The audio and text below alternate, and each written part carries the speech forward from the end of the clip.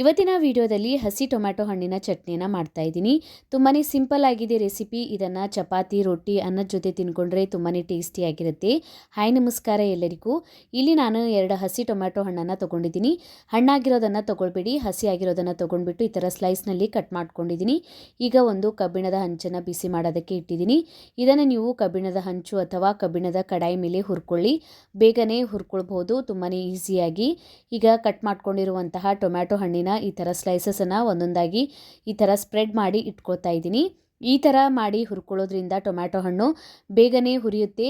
ಸರಿಯಾಗಿ ಇದರ ಮೇಲೆ ಕಲರ್ ಚೇಂಜ್ ಆಗೋವರೆಗೂ ಟೊಮ್ಯಾಟೊ ಹಣ್ಣನ್ನು ಹುರ್ಕೊಳ್ಬೇಕು, ಸ್ವಲ್ಪ ಸಾಫ್ಟ್ ಆಗೋವರೆಗೂ. ಈ ಥರ ತೆಳುವಾದ ಪೀಸಸಲ್ಲಿ ಕಟ್ ಮಾಡಿ ಹುರ್ಕೊಳ್ಳೋದ್ರಿಂದ ನೀರಿನ ಅಂಶ ಎಲ್ಲ ಬೇಗನೆ ಹೋಗಿಬಿಡುತ್ತೆ. ಸರಿಯಾಗಿ ಗೋಲ್ಡನ್ ಬ್ರೌನ್ ಕಲರ್ ಬರೋವರೆಗೂ ಹುರ್ಕೊಳ್ಳಿ.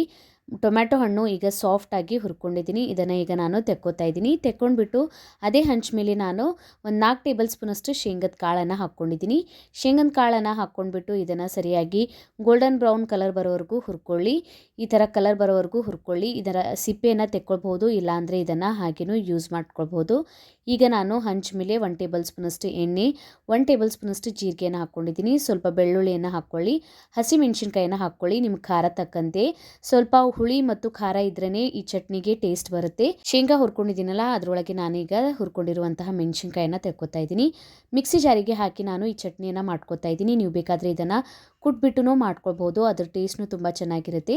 ಮಿಕ್ಸಿ ಜಾರಿಗೆ ಮೊದಲು ನಾನು ಶೇಂಗಾ, ಹಸಿಮೆಣಸಿನ್ಕಾಯಿ, ಬೆಳ್ಳುಳ್ಳಿಯನ್ನು ಹುರ್ಕೊಂಡಿರೋದನ್ನು ಹಾಕ್ಕೊಂಡಿದ್ದೀನಿ. ರುಚಿಗೆ ತಕ್ಕಷ್ಟು ಉಪ್ಪನ್ನು ಹಾಕ್ಕೊಂಡ್ಬಿಟ್ಟು ಇದನ್ನು ಈ ರೀತಿಯಲ್ಲಿ ಸ್ವಲ್ಪ ತರಿಯಾಗಿ ರುಬ್ಕೊಳ್ಬೇಕು. ರೀತಿಯಲ್ಲಿ ರುಬ್ಕೊಂಡ್ರೆ ಚೆನ್ನಾಗಿ ಟೇಸ್ಟ್ ಬರುತ್ತೆ ಚಟ್ನಿಗೆ. ಅದಕ್ಕಾಗಿ ಇದಕ್ಕೆ ಈಗ ನಾವು ಸ್ವಲ್ಪ ಕೊತ್ತಂಬರಿ ಸೊಪ್ಪನ್ನು ಹಾಕ್ಕೊಂಡಿದ್ದೀನಿ.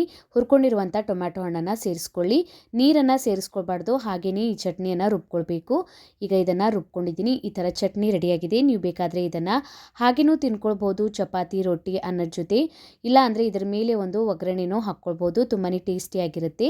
ನೀವೇನಾದರೂ ಹಾಗೇನೂ ತಿಂತೀರಾ ಅಂದರೆ ತಿನ್ಕೊಳ್ಬೋದು, ತುಂಬಾ ಟೇಸ್ಟಿಯಾಗಿರುತ್ತೆ. ಹಾಗೇನೂ ಕೂಡ 1 ಟೇಬಲ್ ಸ್ಪೂನಷ್ಟು ಎಣ್ಣೆಯನ್ನು ಹಾಕ್ಕೊಂಡಿದ್ದೀನಿ. ಇದಕ್ಕೆ ಅರ್ಧ ಟೇಬಲ್ ಸ್ಪೂನಷ್ಟು ಸಾಸಿವೆ, ಅರ್ಧ ಟೇಬಲ್ ಸ್ಪೂನಷ್ಟು ಜೀರಿಗೆಯನ್ನು ಹಾಕ್ಕೊಂಡಿದ್ದೀನಿ. ಒಂದು ಒಣ ಮೆಣಸಿನ್ಕಾಯನ್ನು ಹಾಕ್ಕೊಂಡಿದ್ದೀನಿ. ಸ್ವಲ್ಪ ಫ್ರೈ ಆಗಿದ ಮೇಲೆ ಇದರೊಳಗೆ ನಾನು ಸ್ವಲ್ಪ ಕರಿಬೇವು ಸೊಪ್ಪನ್ನು ಹಾಕ್ಕೊಂಡ್ಬಿಟ್ಟು ಚಟ್ನಿ ಮೇಲೆ ಈ ಒಗ್ಗರಣೆಯನ್ನು ಹಾಕ್ಕೋತಾ ಇದ್ದೀನಿ. ತುಂಬಾ ಟೇಸ್ಟಿಯಾದಂತಹ ಹಸಿ ಟೊಮ್ಯಾಟೊ ಹಣ್ಣಿನ ಚಟ್ನಿ ರೆಡಿಯಾಗುತ್ತೆ. ಸೀಸನ್ನಲ್ಲಿ ಸಿಕ್ಕಾಗ ಈ ಚಟ್ನಿಯನ್ನು ಒಂದ್ಸಲ ಟ್ರೈ ಮಾಡಿ ನೋಡಿ, ತುಂಬಾ ಟೇಸ್ಟಿಯಾಗಿರುತ್ತೆ. ಕಮೆಂಟ್ ಒಳಗೆ ತಿಳಿಸಿ ವಿಡಿಯೋ ಹೇಗೆ ಅನ್ನಿಸ್ತಂತ. ವಿಡಿಯೋ ಇಷ್ಟ ಆಗಿತ್ತಂದರೆ ವಿಡಿಯೋಗೊಂದು ಲೈಕ್ ಮಾಡಿ, ಫ್ಯಾಮಿಲಿ ಮತ್ತು ಫ್ರೆಂಡ್ಸ್ ಜೊತೆ ಶೇರ್ ಮಾಡ್ಕೊಳ್ಳಿ. ಇದೇ ರೀತಿಯ ವೀಡಿಯೋಸನ್ನು ನೋಡೋಕೆ ಚಾನಲನ್ನು ಸಬ್ಸ್ಕ್ರೈಬ್ ಮಾಡ್ಕೊಳ್ಳಿ, ಬೆಲ್ ಐಕನ್ ಪ್ರೆಸ್ ಮಾಡ್ಕೊಳ್ಳಿ. ನಾನು ಹಾಕಿದ ವೀಡಿಯೋಸ್ ನೋಟಿಫಿಕೇಷನ್ ನಿಮ್ಗೆ ಸಿಗುತ್ತೆ. ಇನ್ಸ್ಟಾಗ್ರಾಮ್, ಫೇಸ್ಬುಕ್ಕಿಗೂ ಫಾಲೋ ಮಾಡ್ಕೊಳ್ಳಿ. Thank you for watching.